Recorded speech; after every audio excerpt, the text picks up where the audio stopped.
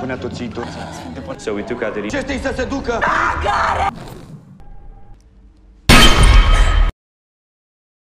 Horror লাভারদের জন্য আজ একটি চমৎকার মুভি নিয়ে আপনাদের সামনে হাজির হলাম। আমরা অ্যাজ ইউজুয়াল যে ধরনের হরর মুভি দেখে থাকি তার থেকে একটু হলেও এই মুভিটা বেশি ভয়ঙ্কর, কারণ মুভিটি সম্পূর্ণ সত্য ঘটনা অবলম্বনে নির্মিত। তাই অনুরোধ রইল এক্সপ্লেনেশনটি না টেনে সম্পূর্ণ দেখার। মুভির নাম ক্লাসিফিকেশন, যার অর্থ হচ্ছে এক ধরনের শাস্তি। মূল মুভিতে যাওয়ার আগে আপনাদের কিছু ইনফরমেশন জানা দরকার। প্রকৃত ঘটনাটি ঘটেছিল 2005 সালে রোমানিয়ার একটি ছোট্ট শহরে। এই ঘটনাটি তৎকালীন রোমানিয়াতে ব্যাপক আলোড়ন সৃষ্টি করেছিল, আর কেনই সৃষ্টি করেছিল তা এক্সপ্লেনেশন শেষেই বুঝতে পারবেন। তো কথা না বাড়িয়ে চলুন মুভির গল্পে যাওয়া যাক। মুভির শুরুতেই আমরা রোমানিয়ার একটি চার্চ দেখি। সেখানে অ্যাডলিনা নামক একটি ওই চার্চেরই সিস্টারের উপর একটি এক্সরসিজম পারফর্ম করা হয়। এক্সরসিজম হচ্ছে কারো উপর থেকে জিন বা ভূতের প্রভাব উঠানোর জন্য যে কাজগুলো করা হয় আর কি। পুরো এক্সরসিজমটি পরিচালনা করছিলেন ওই চার্চেরই একজন ফাদার, যার নাম ছিল দিমিত্র। মূলত অ্যাডলিনা অ্যাগাডিস নামক একটি শয়তান দ্বারা পজেসড হয়েছিল। সত্যকারের ঘটনায় এই এক্সরসিজমটির নাম ছিল তানাকো এক্সরসিজম। যাই হোক, ফাদার দিমিত্র যখন এই এক্সরসিজমটি পারফর্ম করছিল তখন অ্যাডলিনার অবস্থা এতই খারাপ হয়ে যায় যে তাকে অ্যাম্বুলেন্সে করে হসপিটালে নেওয়ার পথেই সে মারা যায়। আর এর ফলে ওই ফাদার দিমিত্র সহ আরো 4 জন সিস্টারকে গ্রেপ্তার করা হয়। কিন্তু মজার বিষয় হচ্ছে যখন অ্যাডলিনার পোস্টমর্টম করা হয় তখন রিপোর্টে আসে যে সে অ্যাড্রিলিন নামক একটি ড্রাগ অতিমাত্রায় নিয়েছিল। কিন্তু ডক্টররা যখন তার বডিকে ভালোভাবে চেক আপ করে তখন তারা বুঝতে পারে অ্যাডলিনাকে আসলে গলা টিপে হত্যা করা হয়েছে, যার ফলে অ্যাডলিনার মৃত্যু নিয়ে ব্যাপক একটি রহস্যের সৃষ্টি হয়। দৃশ্য পরিবর্তন হয় আর আমরা নিকোল রলিংস নামক একজন রিপোর্টারকে দেখতে পাই। সে অ্যাডলিনার এই কেসটিকে ইনভেস্টিগেট করতে চাচ্ছিল, কারণ এর পিছনে তার একটি পার্সোনাল অ্যাটাচমেন্টও ছিল। কারণ ছোটবেলায় নিকোলের সাথে এমন কিছু হয়েছিল যার ফলে সে গডের উপর থেকে বিশ্বাস হারিয়ে ফেলেছিল।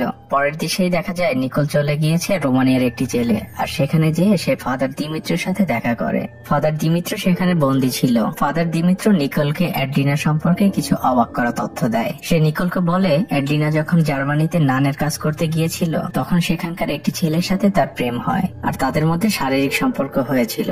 কিন্তু সেই ছেলেটি অ্যাডলিনাকে ধোকা দিয়েছিল, যার ফলে অ্যাডলিনা সবসময় আপসেট থাকতো আর নিজেকে অনেক অপরাধী মনে করত, কারণ সে মনে করত সে অনেক বড় একটি পাপ কাজ করেছে। আর তার মানসিক এই খারাপ অবস্থার সুযোগেই শয়তান তাকে পজেস্ট করে ফেলেছিল। তখন ফাদার দিমিত্র তার উপর 3 দিন ধরে একটি এক্সরসিজম পারফর্ম করেছিল, যার ফলে তারা ওই শয়তানের নাম জানতে পারে। তারা জানতে পারে শয়তানের নাম ছিল অ্যাগাডিস। ফাদার দিমিত্র যখন তার উপরে এক্সরসিজম কন্টিনিউ করছিল তখনই সেখানে আর একজন ফাদার চলে আসে, যার নাম ছিল বিশপ।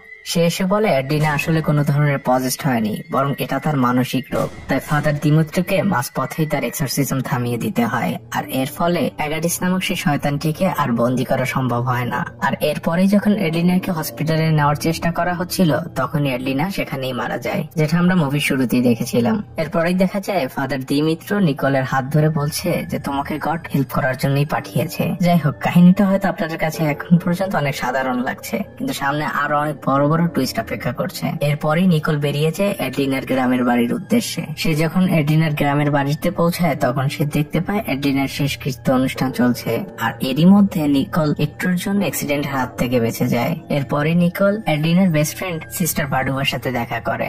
সিস্টার ভাডুবা নিকোলকে শুধু একটা কথাই বলে যে অ্যাডলিনার মৃত্যুর জন্য ফাদার দিমিত্র কোনোভাবেই দায়ী নয়। এরপরেই নিকোল চার্চের মধ্যে প্রবেশ করে অ্যাডলিনার বডি দেখার জন্য। সে যখনই অ্যাডলিনার বডির দিকে তাকায় আর তখনই ঘটে এক অদ্ভুত ঘটনা। তখনই সেখানে থাকা সকল মোমবাতি নিভে যায়। সে একটি দরজা দেখতে পায় আর দরজার ওপাশ থেকে একটি আওয়াজ আসতে শুরু করে। নিকোল সেই আওয়াজকে অনুসরণ করে একটি গোপন পথ দিয়ে নিচে নামতে থাকে।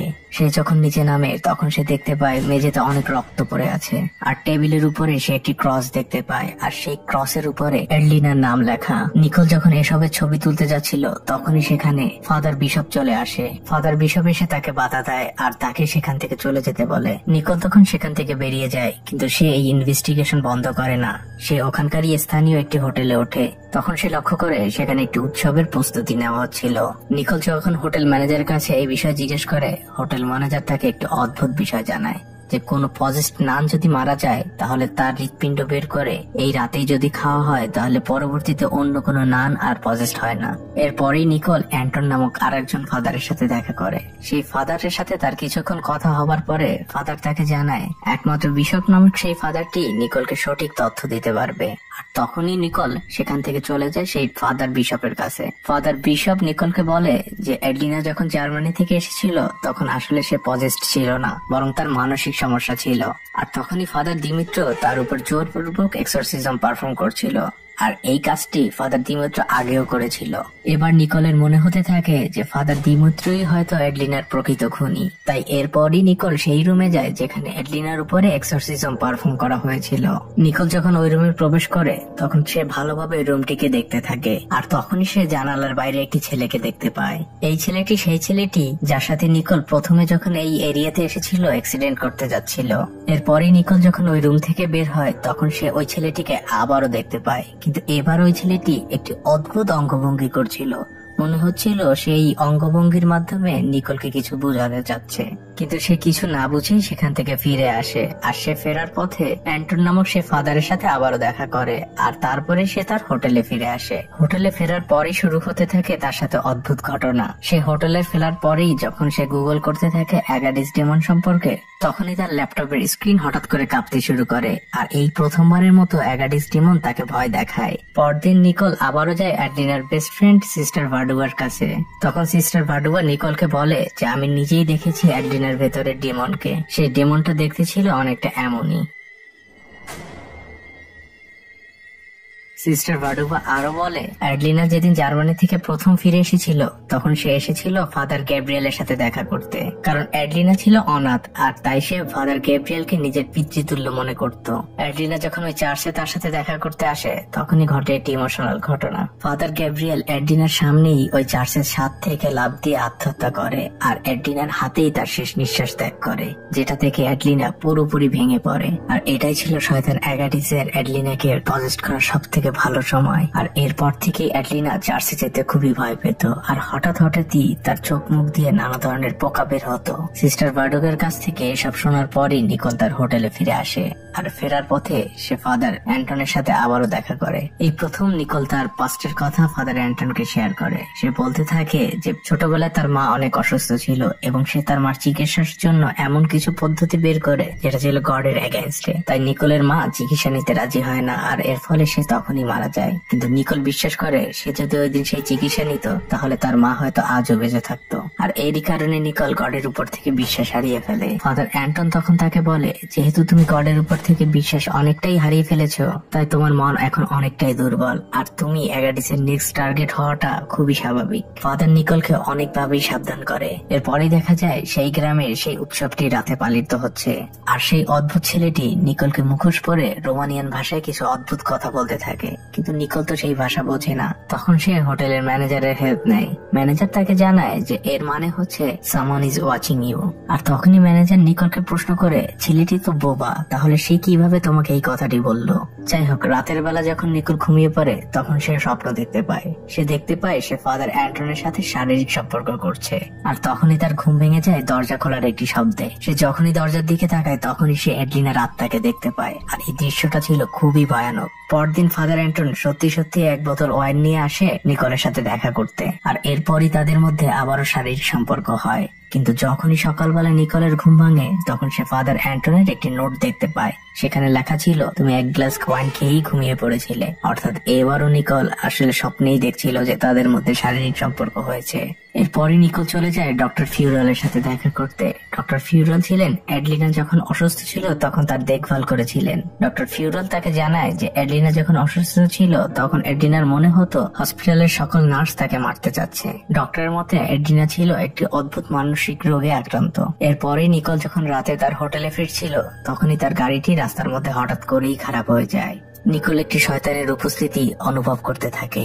আর এটা বুঝতে পেরেই নিকোল সাথেই ফাদার অ্যান্টনকে ফোন করে এই বিষয়ে জানিয়ে দেয়। আর ফাদার অ্যান্টন এসে তাকে বাঁচিয়ে নেয়। আর সেই রাতে তারা ওই চার্চেই রাত্রি কাটিয়ে দেয়। পরদিন সকালে দেখা যায় যে নিকোল তার বাড়ি ফিরে যাওয়ার জন্য প্রস্তুতি নিচ্ছে, কিন্তু ফেরার আগে সে ফাদার গ্যাব্রিয়েলের কবরের কাছে যায়। কিন্তু যখনই সে ফাদার গ্যাব্রিয়েলের কবরের দিকে তাকায় তখনই সে দেখতে পায় ফাদার গ্যাব্রিয়েলের মৃত্যুর দিন আর তার মায়ের মৃত্যুর দিন একই দিনে। আর তখনই সূর্যের আলো এসে পড়ে ওই কবরের উপরে।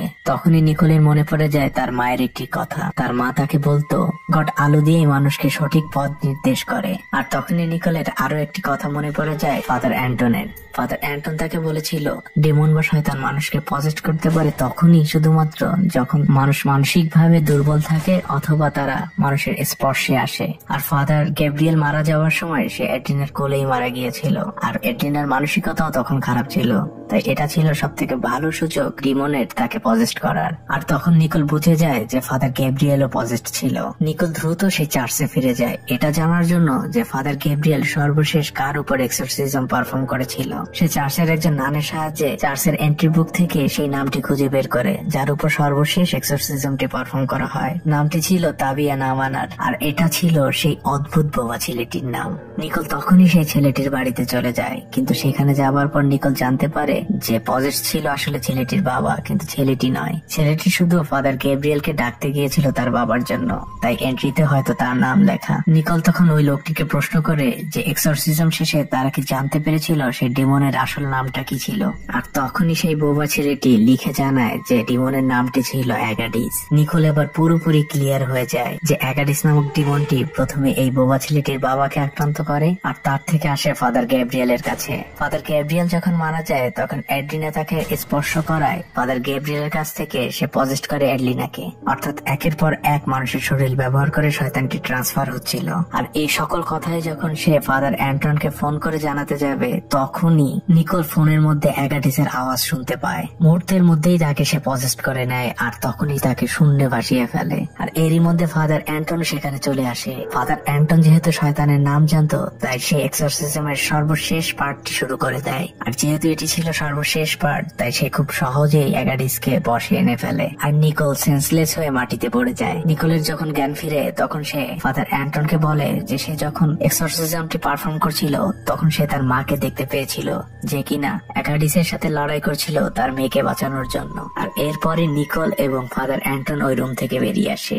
আর এখানেই এই মুভিটি শেষ হয়ে যায়। আমি জানি না যে আমি কতটুকু ভালো এক্সপ্লেন করতে পেরেছি। যদি আপনাদের কাছে একটু ভালো লেগে থাকে তাহলে অবশ্যই আমার চ্যানেলটিকে সাবস্ক্রাইব করে দিবেন। তো আজকের মতো বিদায়।